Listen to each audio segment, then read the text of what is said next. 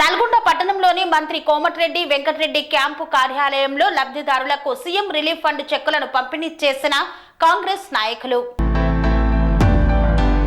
నల్గొండ పట్టణంలోని మంత్రి కోమటిరెడ్డి వెంకటరెడ్డి క్యాంపు కార్యాలయ సమీపంలో గల మున్సిపల్ పార్కులో లబ్ధిదారులకు మంజూరైన సీఎం రిలీఫ్ ఫండ్ చెక్కులను పంపిణీ చేశారు. అనంతరం ఏర్పాటు చేసిన విలేకరుల సమావేశంలో వారు మాట్లాడుతూ నల్గొండ నియోజకవర్గంలో మంత్రి కోమటిరెడ్డి వెంకటరెడ్డి చేసిన అభివృద్ధి బీఆర్ఎస్ బీజేపీ పార్టీ నాయకుల కళ్లకు కనిపించడం లేదని విమర్శించారు. నల్గొండ నియోజకవర్గంలో మంత్రి కోమటిరెడ్డి వెంకటరెడ్డి చేసిన అభివృద్ధి తప్ప ఎవరూ చేయలేదని స్పష్టం చేశారు. నియోజకవర్గంలో రోడ్లు, ట్రాన్స్ఫార్మర్లు, మెడికల్ కళాశాల, ఆర్డీఓ కార్యాలయం, ఎంఆర్ఓ కార్యాలయం, MG university, railway flyover, Nalgonda పట్టణంలో అండర్ గ్రౌండ్ డ్రైనేజీ, సీసీ రోడ్లన్నీ మంత్రి కోమటిరెడ్డి వెంకటరెడ్డి హయాంలో జరిగిన అభివృద్ధి పనులేనని పేర్కొన్నారు. తెలంగాణ రాష్ట్రంలో కాంగ్రెస్ ప్రభుత్వం అధికారంలోకి వచ్చిన తర్వాత మంత్రి కోమటిరెడ్డి వెంకటరెడ్డి నల్గొండ నియోజకవర్గంలో కోట్లాది రూపాయలతో ఎన్నో అభివృద్ధి కార్యక్రమాలకు శంకుస్థాపన చేశారని గుర్తు చేశారు.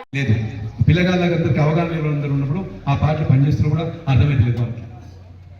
నా రిక్వెస్ట్ ఏంటంటే నల్గొండ కాన్స్టిట్యూన్స్ ప్రజలు కానీ, టౌన్ ప్రజలు కానీ, నల్గొండ నియోజకవర్గ ప్రజలు ఏంటంటే కోమటిరెడ్డి వెంకట గారి గురించి చవాకులు పెట్టిన గురించి వాళ్ళ గురించి పేరు చెప్పినా వాళ్ళు తక్కువ చిన్న స్థాయి గతంలో ఉన్న లీడర్ కానీ ఇప్పుడు మాట్లాడుతారు కానీ వాళ్ళు చిన్న చిన్న పిల్లలు ఒకసారి కౌన్సిల్ గెలిచి ఆయన కూడా చెక్కులు ఇచ్చి పంపేయడం జరిగింది.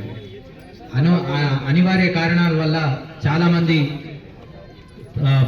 ప్రభుత్వ హాస్పిటళ్లలో ట్రీట్మెంట్ మంచిగా జరుగుతున్నా కూడా వాళ్ళకు అవగాహన లేని వల్ల ప్రైవేట్ హాస్పిటల్లకు పోయి చాలా ఇబ్బందులకు కష్ట నష్టాలకు వచ్చి అప్పులు చేసి ఈ ట్రీట్మెంట్ చేయించుకోవడం జరుగుతూ ఉంది. ప్రజలందరూ కూడా గమనించాలి.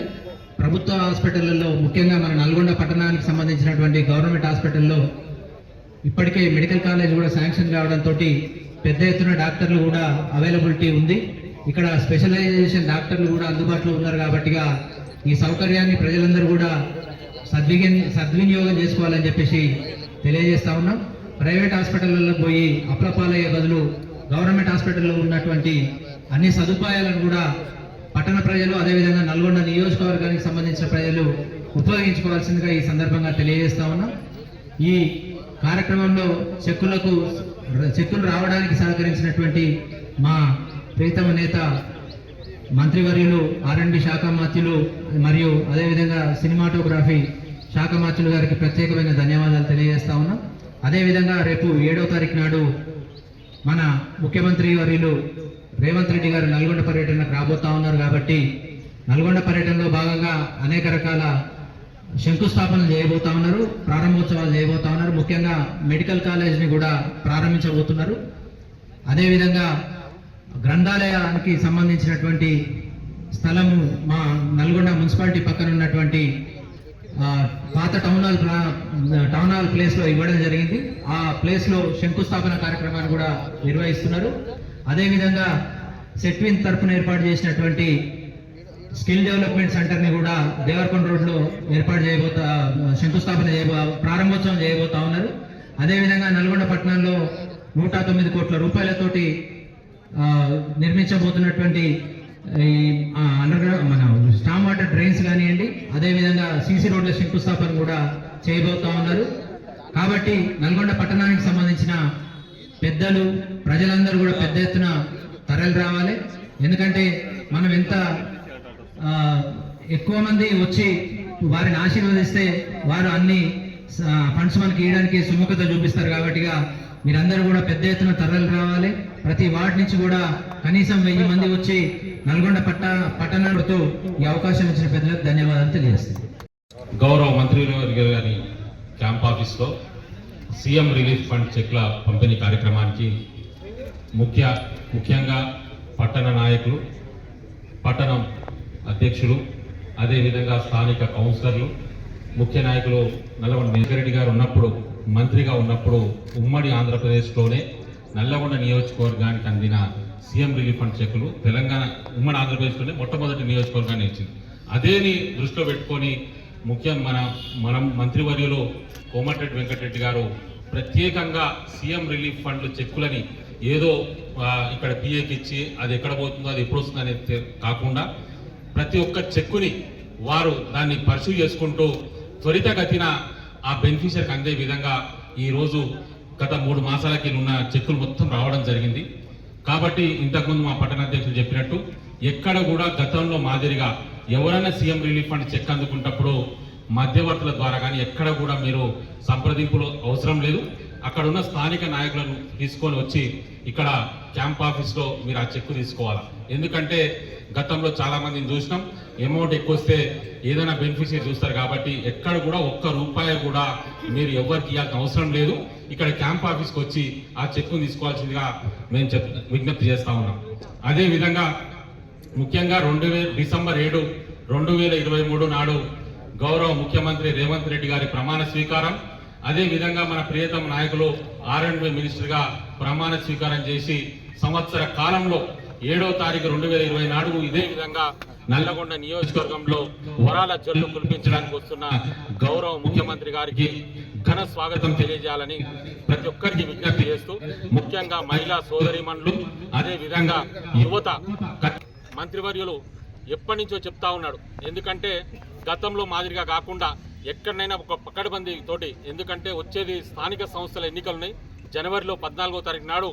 అదే సర్పంచ్ ఎన్నికలతో పాటు పంచాయతీ జడ్పీటీసీ ఎంపీటీసీ ఎన్నికలు కాబట్టి ప్రతి ఒక్కరికి విజ్ఞప్తి చేస్తూ ఉన్నా, ఎట్టి పరిస్థితుల్లో కూడా ప్రతి మండలంకి వెళ్ళి 10,000 మంది, టౌన్కి వెళ్ళి 30,000 మంది, 60,000 మందితోటి కిక్కిరిసిపోయే విధంగా నల్లగొండని ఆ సభని వారికి స్వాగతం తెలియజేస్తూ సెలవు తీసుకుంటా ఉన్నాం. మంత్రివర్యులు పెద్దలు కోమటిరెడ్డి వెంకటరెడ్డి గారి వర్గానికి సంబంధించిన సీఎం రిలీఫ్ ఫండ్ చెక్కుల పంపిణీ కార్యక్రమానికి విచ్చేసిన నియోజకవర్గ పెద్దలు, పట్టణ బాధ్యులందరికీ పేరు పేరున నమస్కారాలు తెలియజేస్తూ, తెలంగాణ రాష్ట్రంలోనే పేద ప్రజల పట్ల కోమటిరెడ్డి వెంకటరెడ్డి గారికి ఉన్న అభిమానం, ప్రేమ ఏందో అనేది ఈ యొక్క సీఎం రిలీఫ్ ఫండ్ల ద్వారానే చెక్కుల ద్వారా తెలియవచ్చింది. ఎందుకంటే ప్రత్యేకంగా దానికి ఒక కౌంటర్లు పెట్టి 3 కంప్యూటర్లు పెట్టి దానికి ఒక ప్రక్రియ ప్రత్యేకంగా ఏర్పాటు చేసి సీఎం రిలీఫ్ ఫండ్లు రోజు నిరంతర ప్రక్రియగా కొనసాగుతూ వాటిని తీసుకొని కార్యాలయానికి పంపడమే కాకుండా తిరిగి వారికి చెక్కు చేరేంత వరకు పరిశీలిస్తూ పర్యవేక్షిస్తూ అత్యధికంగా అమౌంట్ వచ్చే విధంగా మంత్రివర్యులు ఈ కార్యక్రమాన్ని తీసుకున్నారనే దానికి ఈ రోజు పంచిన చెక్కులే నిదర్శనం. అంతేకాకుండా సంవత్సరం మంత్రివర్యులు ప్రమాణ స్వీకారం చేసి సంవత్సరం కాలం గడిచింది. నిన్న ఏదో కొంతమంది నియోజకవర్గంలో కోమటిరెడ్డి వెంకటరెడ్డి గారు ఇచ్చిన హామీలను నెరవేర్చలేకపోతున్నారు అన్నట్టుగా ఏదో మేము ఈరోజు కొంత పేపర్లో చూడడం జరిగింది. కానీ బహిరంగ చర్చకి ఏదైనా ఉంటే వస్తే మేమందరం మాట్లాడడానికి సిద్ధంగా ఉన్నాం. ఇచ్చిన హామీలు ఎక్కడా, నెరవేర్చని హామీలు ఎక్కడా, మీకు అవగాహన ఉండి మాట్లాడుతున్నారా, అవగాహన లేక మాట్లాడుతున్నారా, రాష్ట్ర బడ్జెట్ పరిస్థితి ఏంది, 40,000 కోట్లు బడ్జెట్ అప్పులు తెస్తే 36,000 కోట్లు రుణాలు కట్టడానికే సరిపోతుంది ఈ రాష్ట్ర బడ్జెట్ పరిస్థితి. అయినా కానీ రాష్ట్రంలోనే అత్యధికంగా మన నియోజకవర్గానికి రోడ్లు, బ్రిడ్జీలు, గ్రామాన సందులో ఎక్కడెక్కడ ఏ అవకాశాలు అవసరం ఉందో మనకందరికీ అవగాహన లేకపోయినా ఆయనకు పూర్తిగా అవగాహన ఉండి ప్రతిదీ సబ్ స్టేషన్ల కానించి మొదలు పెడితే, రోడ్ల కానించి మొదలు పెడితే, బ్రిడ్జీల కానించి మొదలు పెడితే, కాలేజీలు కావచ్చు సొంత నిధులతో రాష్ట్ర ముఖ్యమంత్రి కంటే తర్వాత మన మంత్రి గారే ముందున్నారని చెప్పడానికి మేమే దాంట్లో అభ్యంతరం లేదు. మీరు అనవసరమైన మాటలు మాట్లాడితే సహించేది లేదు. అదేవిధంగా రేపు 7వ తారీఖున రాష్ట్ర ముఖ్యమంత్రి వర్యులు మన నియోజకవర్గానికి వస్తున్న సందర్భంగా ఘన స్వాగతం పలికి ఇంకా నెట్టింపు పేరుపేరున నియోజకవర్గ ప్రజలందరినీ కోరుతూ పెద్ద ఎత్తున జన సమీకరణ చేసి వారికి శుభాకాంక్షలు తెలియజేయాలి. వారందరికీ మనం అందరం తోడుండి ఇంకా మేము ఎన్నంటి ఉన్నామని ఒక భావన చెక్కుల పంపిణీ కార్యక్రమం పాల్గొన్న మున్సిపల్ చైర్మన్ గారు, వైస్ చైర్మన్ గారు. సీఎంఆర్ఎఫ్ చెక్కులు అంటే ఇంతకుముందు పాశ్వనారెడ్డి గారు చెప్పినట్టు ఈ ఉమ్మడి రాష్ట్రంలో ఆంధ్రప్రదేశ్లోనే దాదాపు రాజశేఖర్ గారితో పోటీపడి కోమటిరెడ్డి గారు అందరికీ సాయం చేయడం జరిగింది. అదేవిధంగా ఈ సంవత్సరం కూడా దాదాపు 1000 చెక్కుల వరకు పంపిణీ చేయడం జరిగింది. 3 నుంచి 3.5 కోట్లు లబ్ధారులకు అందజేయడం జరిగింది. ఎల్ఓసీలు అయితే 24 hours ఎల్ఓసీ పెట్టడం జరుగుతుంది ఇబ్బంది వాళ్ళకి. ఇవన్నీ చేసుకుంటూ పోతున్నాం. కానీ ఇక్కడ ఉన్నటువంటి టీఆర్ఎస్ పార్టీ వాళ్ళకు, బీజేపీ పార్టీ వాళ్ళకు కళ్ళు పడతలేవు. వాళ్ళు గత 10 సంవత్సరాలు ఇక్కడ అధికారంలో ఉండి టీఆర్ఎస్ పార్టీ ఉన్నప్పుడు బీజేపీ వాళ్ళు ఒక్కొక్కటి మాట మాట్లాడారు. ఆ గతంలో మున్సిపల్ ఎలక్షన్ వాళ్ళు ఇద్దరు కలిసి పోతూ ఉండి ఎలక్షన్ పాల్గొనడం జరిగింది. మున్సిపల్ ఎలక్షన్లో చైర్మన్ కార్యక్రమం పాల్గొన్నప్పుడు బీజేపీ కుమ్మక్కయ్యారని అందరూ తెలుసు. మళ్ళీ ప్రీతం నాయకులు కోమటిరెడ్డి వెంకట గారు మన ఎమ్మెల్యే గెలిచిన తర్వాత ఇప్పుడు ఈ రోజు వరకు నిన్న రిజల్ట్ అంటే దాదాపు సంవత్సరం అయింది. ఈ సంవత్సర కాలంలో ఎన్ని ఊరుకులు అంటే కోమటిరెడ్డి వచ్చిన మార్పు జరిగిన ఇలాకాలను పెట్టిండు. గత నిన్న పాంప్లెట్ తీసి బీజేపీ వాళ్ళు. అంతకుముందుకేమో 29 దివాస్ దీక్ష అని పెట్టుకొని వాళ్ళు ఏదో దీక్ష చేసి కేసీఆర్ తీసుకొస్తున్నారు. ఆ తెలంగాణ వచ్చింది కేసీఆర్ వాళ్ళు ఒక పాత్ర, అందులో కూడా ఆయన ఒక మెంబరే. ఆయనకు 2 చేతులు 2 కాళ్ళు 2 కళ్ళే ఉన్నాయి. ఇక్కడ ఉన్నటువంటి ఈ తెలంగాణలో 4 కోట్ల మంది అందరు కలిస్తేనే తెలంగాణ వచ్చింది. ఆ రోజు ముఖ్యంగా పాత్ర వహించింది కోమటిరెడ్డి వెంకటరెడ్డి గారే. అలాగే కాక్టూర్ సెంటర్లో మంత్రి పదవి వదిలిపెట్టి ఇదంతా మనం చెప్పాల్సిన అవసరం లేదు, నల్గొండ ప్రజలకు అందరూ తెలుసు కోమటిరెడ్డి సార్ గురించి. కానీ ఇక్కడ నువ్వు ఒక ఒక ఎమ్మెల్యే ఒకటే సరైనది, మళ్ళీ అవుతాడు కాదు. ఎమ్మెల్యే చేస్తే 50 వచ్చినాయి, ఎంపీ చేస్తే 25 వచ్చినాయి. రేపు మళ్ళీ పోటీ చేస్తే మున్సిపల్ చేస్తే వార్డు కౌన్సిల్ కూడా వస్తుంది రాదు, డిపాజిట్ వస్తుంది రాదు అని మాట్లాడతాడు. ఇక కోమటిరెడ్డి సార్ రాజకీయాలకు వచ్చినప్పుడు 4వ తరగతితో 5వ తరగతి చదువుతున్నావు ఆయన ఒక బీజేపీ ఆయన మాట్లాడతాడు. ఆయన ఒక పోస్టర్ రిలీజ్ చేసి ఆయన 4వ 5వ తరగతి చదువుతూ కోమటిరెడ్డి సార్ తెలియదు రాజకీయాల్లో, ఆయన బీజేపీ అని మాట్లాడు. ఇంకొక ఆయన మన ఇండిపెండెంట్ పోటీ చేసిన ఆయనకి అంటే మాస్టర్ ప్లాన్ 1987లో మాస్టర్ ప్లాన్ చేస్తే ఇప్పుడు మాస్టర్ ప్లాన్ కాలేదు అంటే ఆయన భూముల కొరకు. ఇంకోటి అవుటర్ రింగ్ రోడ్ పడితే రింగ్ రోడ్ వేస్తే కోమటిరెడ్డి అంశాలకు లాభం అవుతాడు. అలా రైల్వేకి గతంలో ఎప్పుడో తీసుకుంటున్నాడు. నాకు తెలిసి 1983లో రైలు వచ్చిందని కూడా నాకు గుర్తున్నంత చిన్నపిల్ల ఉన్నప్పుడు జై శ్రీరామన్ హిందూ అయిపోడు కాబట్టి అల్లానే నేను ముస్లిం అయిపోడు. దేవుళ్ళందరూ కలిసి క్రిస్టియన్ కావడం మనందరం దేశం గురించి మాట్లాడితే క్రిస్టియన్ కావడం అందరూ అభిమానం ఉన్నది లోపల మనసు ఉంటే దేవుడు అంటే దాన్ని పెట్టుకొని ఏదో కులమతాలు రాజకీయాలు చేసుకుని పోతుంది. నేను ఒకటే వాళ్ళు చూడి చెప్తున్నా, కోమటిరెడ్డి వెంకట గారు చేసిన అభివృద్ధి గురించి మాట్లాడుతుంది. 1 రోజుల నుంచి వదిలిపెట్టండి, 4 రోజుల నుంచి మాట్లాడతాం. 25 కిలోమీటర్ల రోడ్తే నీళ్ళు వస్తే దాంట్లో పొనుగోలు లిఫ్ట్ ఇరిగేషన్ కానీ నర్సింగ్పట్ల కాలువ పక్కన పోతుంటే నీళ్లు లేక చెరువు ఎండిపోయాం కానీ దాని పక్కన దోమపల్లి కానీ అలాగే నల్గొండ వేటికాలలో బక్కతాయికుండా ఒక చెరువు ఉంటుంది. మళ్ళీ ఆ బీజేపీ లీడర్కు అవపడో కళ్ళు అవపడో సృష్టి అని చెప్తున్నాం. అలాగే నర్సింగ్పట్ల రోడ్ నడుస్తలేదా, అలాగే ఇండోర్ నడుస్తలేదా, ఇవన్నీ వాళ్ళకి తెలుసు. కాకపోతే మైక్ ఉందనో లేకుంటే పేపర్ ఉందో టీవీ ముందులో మాట్లాడము లేకుంటే వాట్సాప్ గ్రూప్లో మాట్లాడము వాళ్ళు ఏదో మేము చేస్తున్నాను ఒకటే చింపానేస్తాయని తీసుకుంటే ఆయన ఇంట్లోకి వెళ్ళి ఇస్తలేడు. అలాగే అపాయిపేట కూడా సేమ్ పరిస్థితి. అలాగే నల్గొండ టౌన్లో అయితే బతాడుకునే పరిస్థితి. ఇది కూడా సీఎం మేరకు కానీ 54 లక్షల ఎల్ఓసి కూడా ఇప్పేందుకు సుమారు 2 నెలలకే 3 కోట్ల వరకు చెక్కులు ఆరోగ్య సమస్యలు ఉన్న ప్రజలు నల్గొండ కాన్స్టిట్యూన్సీలో ప్రతి ఇబ్బంది పడుతున్నారు. అందరికీ సీఎం రోజులో ఈరోజు అందరము మండల లీడర్లు అనుకోండి, టౌన్ లీడర్లము, ఇక్కడ ఉన్న అందరం వైస్ చైర్మన్ అనుకోండి, టౌన్ ప్రెసిడెంట్, 3 మండల పార్టీ అధ్యక్షులు, మాజీ జెడ్పీసీ, మాజీ ఎంపీపీలు,